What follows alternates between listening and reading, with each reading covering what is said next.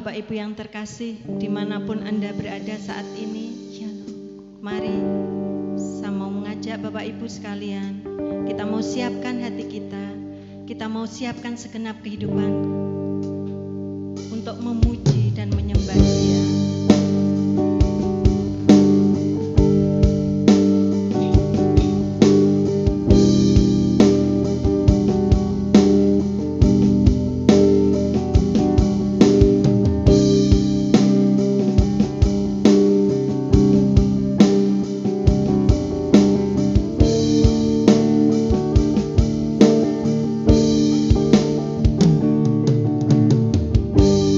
Ku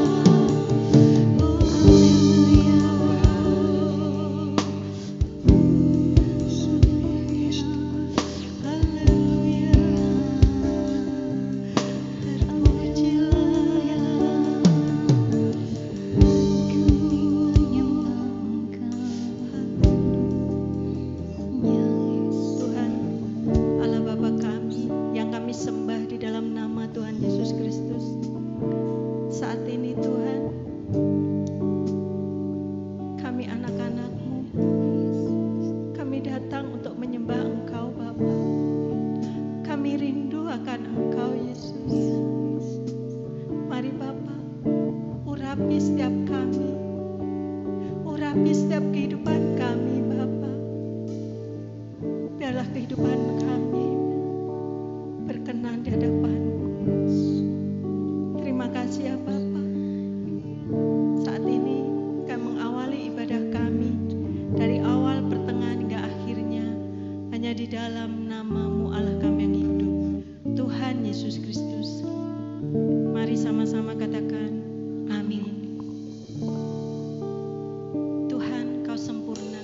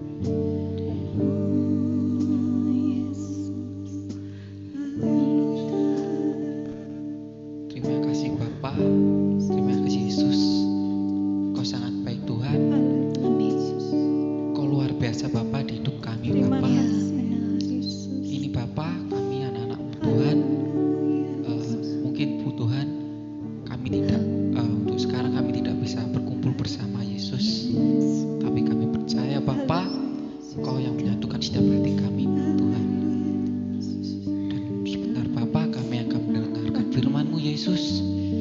Kau siapkan Tuhan telinga kami, hati kami Yesus. Biarkan roh kami Tuhan haus akan Kau Yesus. Kiranya Bapa Kau berkati yang akan Kau pakai untuk memberitakan Injil-Mu Tuhan. Ini kami Tuhan, kami siap mendengarkan firman-Mu Tuhan. Haleluya. Amin. Shalom. Puji nama Tuhan, saudara-saudara sekalian dikasihi Yesus Kristus. Marilah pagi hari ini kita betul-betul menundukkan hati kita dan kita mohon kepada Tuhan untuk berbicara secara langsung dalam kehidupan kita. Untuk itu saya ingin mengajak saudara membuka Alkitab saudara di dalam surat 2 Korintus pasal yang ke-5 ayat yang ke-17. Surat 2 Korintus pasal yang ke-5 ayat yang ke-17, saya akan membacakannya bagi saudara. Jadi, siapa yang ada di dalam Kristus, ia adalah ciptaan baru. Yang lama sudah berlalu, sesungguhnya yang baru sudah datang. Terpujilah nama Tuhan, saudaraku sekalian. Berbahagia setiap orang mendengarkan firman Tuhan, merenungkannya, memahaminya, dan melakukannya dalam hidupnya. Saudara sekalian, hari-hari ini kita mengenal sebuah istilah yang mulai sangat sering didengar oleh telinga kita. Istilah tentang new normal atau kehidupan normal baru. Pertanyaannya, apa sebenarnya pemahaman tentang new normal tersebut atau kehidupan baru? Saudaraku sekalian, kalau kita pahami saat ini di masa pandemi COVID-19, ada begitu banyak perubahan cara hidup manusia. Dari yang sebelumnya tidak lumrah dilakukan, sekarang menjadi sebuah kewajaran. Bahkan kadang-kadang menjadi sebuah kewajiban. Mengapa hal itu bisa terjadi? Mengapa itu harus terjadi?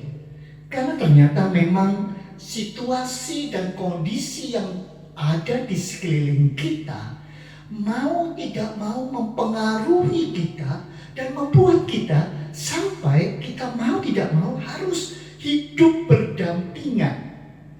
Bagaimana ancaman itu datang, tetapi tetap kita harus hidup berdampingan.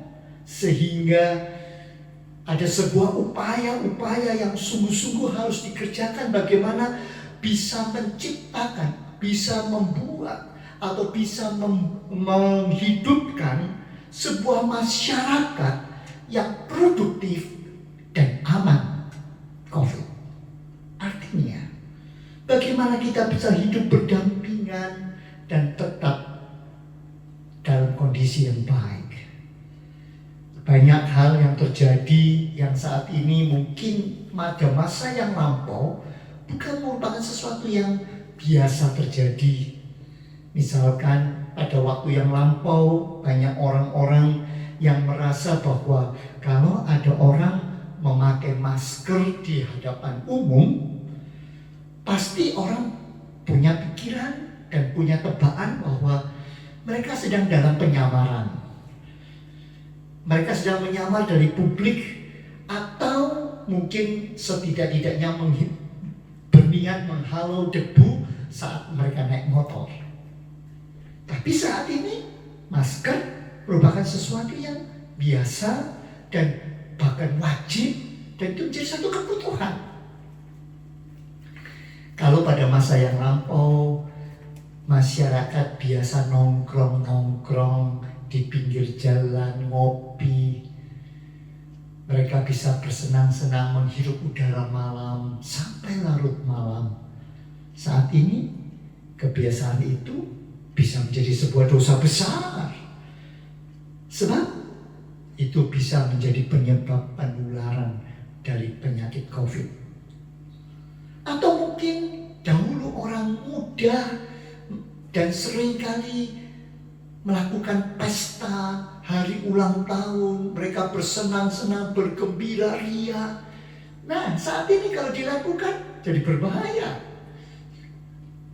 Saudaraku sekalian kasih Yesus Kristus, ada banyak hal-hal yang terjadi dan perubahan itu mau tidak mau ada. Situasi yang dahulunya terjadi seperti biasa, masyarakat bisa menerimanya. Tetapi saat ini karena ada situasi-situasi tertentu, berubah perilakunya, berubah situasi dan keadaannya. Dan itu setelah terlewati akan membentuk sebuah kenormalan baru. Itulah yang disebut dengan kehidupan normal baru. Pertanyaannya, bisakah, mungkinkah, dapatkah itu terjadi? Sebab beberapa orang mungkin merasa bahwa itu sesuatu yang sudah terbiasa sehingga berubah dari situasi yang lampau. Kalau dahulu orang menikah tanpa pesta itu dianggap tabu. Pada waktu yang lampau, kalau orang tidak mau undang orang lain, rasanya janggal. Tapi kalau sekarang itu menjadi sesuatu yang lumrah. Bahkan bisa-bisa kalau kita sudah nyaman dengan kebiasaan yang baru itu, mungkin kita sudah terus melakukan dan menjalaninya. Nah, saudaraku sekalian, apa sebenarnya yang terjadi? Berarti perubahan cara hidup manusia ini dari sesuatu yang sebelumnya tidak lumrah dilakukan, kini sekarang bisa menjadi sebuah kewajaran, bahkan mungkin sebuah kewajiban, dan itu bisa. Itu sebabnya mengapa dalam bagian yang kita baru baca, yang saya beri judul bagaimana kita bisa hidup dalam Tuhan sebagai ciptaan baru, itu mempunyai satu gambaran dan bayangan yang hampir serupa. Bagaimana kita menghidupi kehidupan normal, walaupun kita hidup berdampingan, kita tetap ada di muka bumi ini. Kita mengalami banyak kesulitan dan banyak masalah yang harus tetap kita hadapi. Tetapi kita tetap bisa berjalan teguh, tetap menjadi manusia yang baru. Itu sebabnya di dalam bagian ini yang sudah kita baca dalam 2 Korintus pasal 5 ayat 17 mengatakan, jadi siapa yang ada di dalam Kristus, siapa yang ada di dalam Kristus, artinya orang yang sudah bersatu dengan Kristus, dia akan menjadi manusia baru. Bahkan dalam terjemahan bahasa Indonesia sehari-hari dikatakan menjadi manusia baru sama sekali. Yang lama sudah tidak ada lagi, semuanya sudah menjadi baru. Mungkinkah itu? Bukankah kita masih hidup dalam darah dan daging? Bagaimana kita bisa hidup menjadi manusia yang baru sementara kita tetap ada di muka bumi ini dengan segala kondisi dan keadaannya? Nats Alkitab yang baru kita baca, ini memang ditulis oleh Rasul Paulus ketika dia berada di Makedonia. Dan surat ini dikirimkan kepada jemaat yang ada di Korintus, karena pada waktu itu beberapa jemaat bertanya-tanya dan meragukan tentang kerasulan Rasul Paulus. Benarkah dia menjadi murid Yesus Kristus? Benarkah dia sudah mempunyai sebuah perubahan, mempunyai kehidupan yang baru? Bisakah kita melihat dan meneladani serta mengikuti dia? Untuk itulah Paulus menulis surat ini. Dia mengatakan, engkau mungkin meragukan kerasulanku, tetapi aku ingin menjelaskan bahwa aku ini adalah seorang pelayan yang sungguh-sungguh telah diperdamaikan dan sudah diubahkan oleh Tuhan. Paulus menjelaskan bagaimana kasih Kristus telah melingkupi kehidupannya, sehingga kasih Kristus menguasai dirinya dan membuat dia menjadi manusia yang baru. Apa yang dimaksud dengan manusia yang baru? Ya, ada sebuah perubahan yang jelas dalam kehidupannya. Yang dulunya dianggap normal sekarang menjadi tidak normal. Yang baru muncul, yang dulu dianggap tidak normal sekarang menjadi normal. Paulus mengatakan, kasih Kristus. Dahulu ketika aku menjadi orang berdosa yang sudah kehilangan kemuliaan Allah, sehingga aku mengikuti jalan hidupku dan menurut pandanganku, maka sekarang aku sudah diubahkan oleh kasih Kristus, sehingga aku sekarang menjadi manusia yang baru. Apa yang berubah? Yang berubah adalah karakternya, sikap hidupnya, perilakunya berubah. Dari perbuatan dan pelakuan yang lama yang sangat terikat dengan dosa, sekarang itu ditinggalkan, itu menjadi masa lampau. Perjumpaan dengan Kristus merubah kondisinya, sehingga dia betul-betul mempunyai karakter, mempunyai sifat hidup yang, sikap hidup yang berubah, sehingga manusia barunya sekarang dapat mengontrol dirinya untuk tetap mengarah kepada jalan Allah. Ia menjadi manusia yang memang dia tetap manusia yang dahulu, dalam arti oknum yang sama, tetapi memiliki hati yang baru. Itulah yang disebut dengan kelahiran baru. Sehingga Paulus mengatakan, karena aku mempunyai hubungan yang baik dengan Allah, aku percaya kepada Yesus dan aku hidup di dalam Kristus. Hidupku benar-benar memikirkan dan mengarahkan kepada Kristus, sehingga hidup yang kujalani sekarang berbeda dengan kehidupan yang lampau. Ada sebuah perubahan yang total dalam hidupnya. Hidupnya hanya menyerah kepada kehendak Allah. Cara hidup yang lama ditinggalkan. Ada sebuah perubahan. Bukankah hal yang seperti ini kita bisa jumpai dalam pengalaman dari orang-orang Israel ketika mereka memasuki Kanaan? Dari keluar dari Mesir, fase itu menuju kepada perjalanan di padang gurun dan akhirnya masuk ke Kanaan. Ada sebuah perubahan karena situasi dan keadaan, dan mereka mencoba menerapkan dan mengikuti apa yang Tuhan kehendaki. Semula ketika mereka hidup di Mesir, pola kebiasaan mereka berubah ketika mereka ada di padang gurun. Apa yang mereka nikmati adalah kehidupan yang penuh dengan anugerah dan berkat Tuhan. Mereka terus berjalan patuh dan taat, dan mereka sehari-hari makan mana dan mana.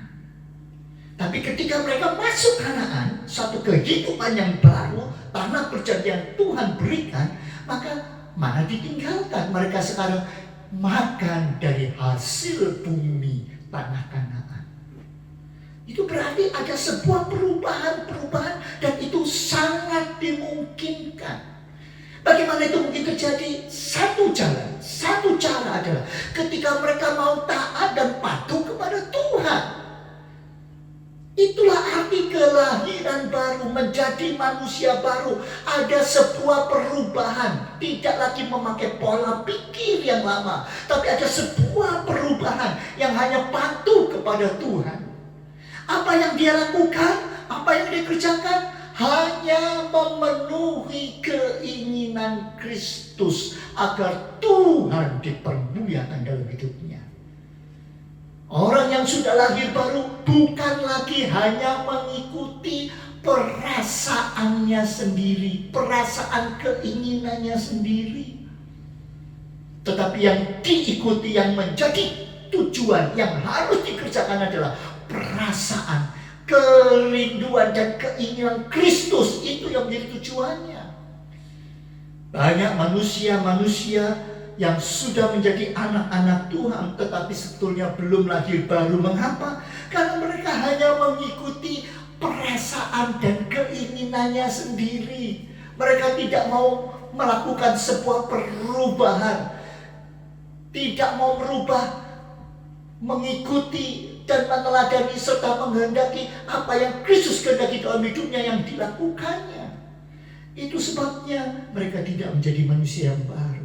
Tetapi Paulus mengatakan, aku karena kasih kasih Kristus, aku sudah menjadi manusia yang baru. Itu sebabnya siapa yang ada di dalam Kristus, syaratnya siapa yang ada dalam Kristus, artinya betul-betul dalam hidupnya rindu dan menginginkan akan hanya Tuhan yang disenangkan, mengikuti perasaan apa yang Tuhan senang aku lakukan, itu yang aku kerjakan. Maka orang yang seperti itu, dia adalah ciptaan yang baru. Yang lama sudah berlalu, yang baru sesungguhnya datang. Saudara sekalian, kalau sudah perhatikan dengan baik, bukankah ini sesuatu yang sangat indah? Menjadi ciptaan yang baru, hidup di dalam pertobatan, menjalani kehidupan yang hanya bergantung kepada Allah. Hidup adalah suatu kesempatan untuk bisa mengaplikasikan kasih Allah dalam kehidupan kita kepada semua orang sekeliling kita. Ketika kita benar-benar menjalani kehidupan yang hanya bergantung kepada Allah, menjadi sebuah ciptaan yang baru, bukannya sekedar mengaku percaya kepada Tuhan, bukan hanya ikut dengan tujuan memenuhi perasaan dan keinginan hati sendiri, tapi mengikuti perasaan dan kehendak Tuhan dalam hidupnya. Maka tahuilah, ketika sudah melakukan seperti itu, maka sudah akan menjalani sebuah kehidupan yang baru. Kehidupan yang penuh dengan pola keadaan yang indah. Kita bisa tetap hidup berdampingan dengan semua yang lain. Pengaruh-pengaruh yang lain tetap akan muncul. Situasi dan kondisi yang terjadi tetap akan berjalan. Tetapi kita tetap akan berada pada jalan Tuhan. Kita tetap menjadi manusia baru yang membuat orang lain bisa memahami, mengerti, dan merasakan ada kasih Allah dalam hidup kita. Maukah kita tetap hidup dalam Tuhan? Menjalani sebuah kehidupan yang baru, kehidupan normal baru dengan situasi dan keadaan, tapi tetap kita tetap memuliakan Tuhan. Itu sebabnya marilah hari-hari ini kita sedang mempersiapkan masuk dalam kehidupan normal yang baru. Kita bersadari, mari kita tetap menjadi agen kasih Allah yang bisa berbagi kasih kepada semua orang yang ada di sekeliling kita, sehingga kita tetap boleh menunjukkan bagaimana kasih Allah yang luar biasa itu ada dalam kehidupan kita, dan orang lain boleh mengenal bahwa ada Kristus di dalam kehidupan kita. Itulah kehidupan yang baru. Itulah panggilan saudara. Itulah yang harus ada dalam kehidupan ini. Dan saya yakin, saya percaya, kalau kita menjadi anak-anak Tuhan, kita betul-betul hanya bergantung kepada Tuhan dan hanya menyenangkan perasaan Tuhan, bukan perasaan kita, tapi terus-menerus menyenangkan hati Tuhan. Kita adalah manusia yang baru dalam Kristus, dan yang lama sudah berlalu, yang baru terus ada dalam hidup kita. Kita terus menjadi berkat bagi banyak orang. Mari kita memasuki kehidupan normal baru dengan penyertaan Tuhan, dengan penyerahan kepada Tuhan. Dan ketahuilah, berbahagialah saudara yang menjadi manusia yang baru. Amin. Tuhan memberkati saudara. Sebabnya mari kita teduhkan hati kita. Mari kita katakan, Tuhan, aku rindu benar-benar menjadi manusia yang baru. Benar-benar boleh menjalani kehidupan kami bersama dengan Tuhan, menyerah kepada Tuhan. Dan katakan, Tuhan, aku rindu bersama dengan Tuhan terus menjadi saksi bagi banyak orang. Kita tundukkan kepala, masuk di dalam doa. Allah Bapa kami bertahta di dalam surga. Kami bersyukur Bapa, kalau pada kesempatan siang hari ini kami boleh mendengar kembali isi hati-Mu. Jadikan kami, Tuhan, sebagai orang-orang yang percaya kepada Tuhan, bukan hanya sekedar percaya, tapi kami belum menjalani kehidupan kami bersama dengan Tuhan, menyerah kepada Tuhan dan hanya mau menyenangkan hati Tuhan. Bukan menyenangkan keinginan kami sendiri, tapi menyenangkan kehendak Tuhan dalam hidup kami. Sehingga kami boleh benar-benar menjadi manusia-manusia yang baru di dalam Kristus. Meninggalkan semua kebiasaan karakter-karakter yang lama, sifat-sifat yang tidak berkenan, yang bukan menunjukkan kondisi sebagai anak Tuhan. Tapi kami boleh menjalani satu kehidupan yang baru di dalam Tuhan yang menyenangkan hati Engkau. Terima kasih Bapa, terima kasih. Kami bersyukur untuk semuanya dan kami yakin percaya berjalan bersama dengan Tuhan, menyenangkan hati-Mu, itulah yang menjadi kekuatan dalam kehidupan kami untuk terus menjadi berkat bagi banyak orang. Terima kasih Bapa. Kami serahkan semua dalam tangan-Mu. Kami berdoa di dalam nama Tuhan Yesus Kristus, Juru Selamat kami. Kami sudah berdoa dan memohon.